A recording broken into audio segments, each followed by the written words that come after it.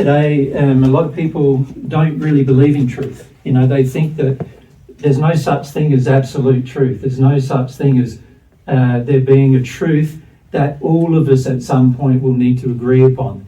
The average person sort of believes that I have a truth and you have a truth and I know some things and you know some other things, and sometimes we think we know the same things. We think we know things about the same subject, but frequently we have different opinions.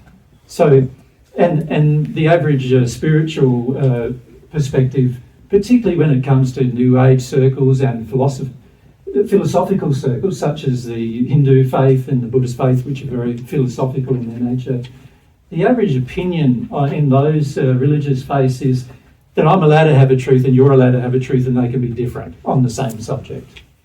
Right? This is not a fundamental truth at all. The universal truth is there is only one truth about everything. One truth on every individual subject. One thing is true, and all the other things are various degrees of error put together, generally speaking, or in some cases completely error with no truth in them at all. And so we need to first come to grasp, if we're ever going to search for truth in our life, we've got to come to grasp the idea of the concept of absolute truth.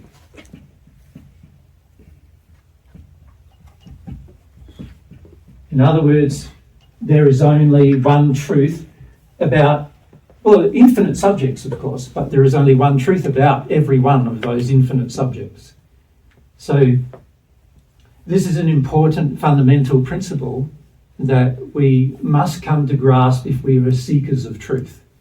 The average person on earth gives up seeking truth because they get presented with lots and lots of different so-called truths, with lots of course, emotions of the presenters of those truths involved in it generally too, where, you know, some people get very flamed up, you know, you could say, even potentially angry about you disagreeing with them about what their version of truth is versus what they view the truth to be. Of course, the absolute truth doesn't have rage in it. So it doesn't care whether you know it or not. It doesn't have any, you could say, emotional response to whether you know something or not. In fact, all of us could not know the thing, and yet that truth would still exist. So the truth existing is not dependent on human knowledge or somebody knowing it. So just write that down. Not dependent on human knowledge.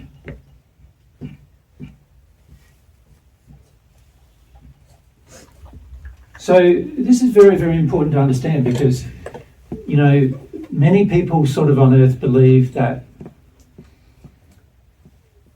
unless a number of people, usually the majority of people, agree on a subject, then it means that there is really no truth on that subject.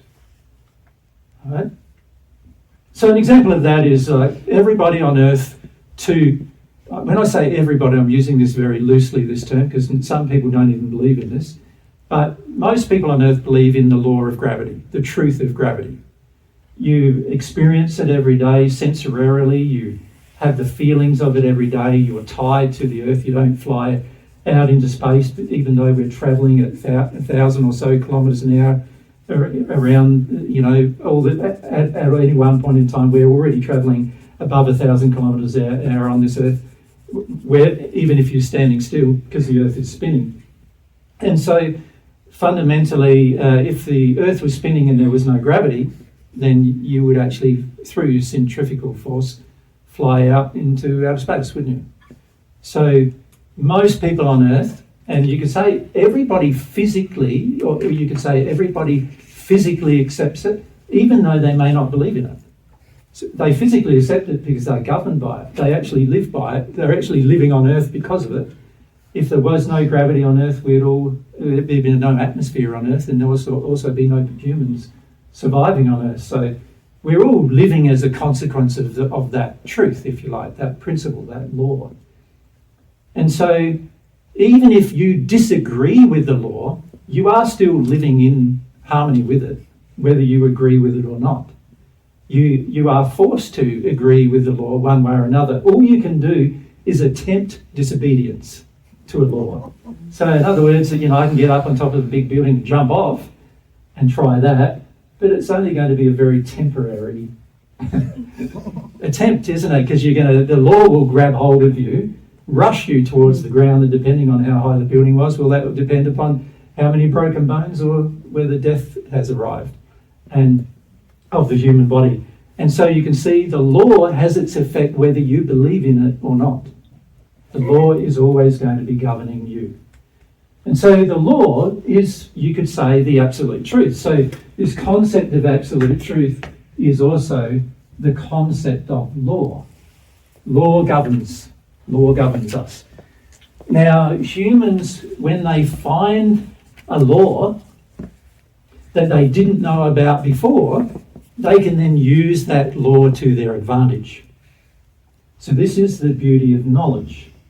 The more knowledge you have, so here we're not talking about the truth, because the truth exists whether you know about it or not. But when you know about it, in other words, when you're educated and you have knowledge about that truth, now you can use that truth to your advantage. But you can't really use a truth to your advantage without really knowing it well. Because you might only know a few things about it, but you might not know everything about it. And frequently we see the results of this on earth where humans thought they knew a certain thing about the truth about a law, and they engaged that law only to find the whole thing explodes on them because they didn't know everything about that particular truth. So it's very important to gain knowledge, and the thing you're gaining knowledge about is what is the absolute truth about a thing.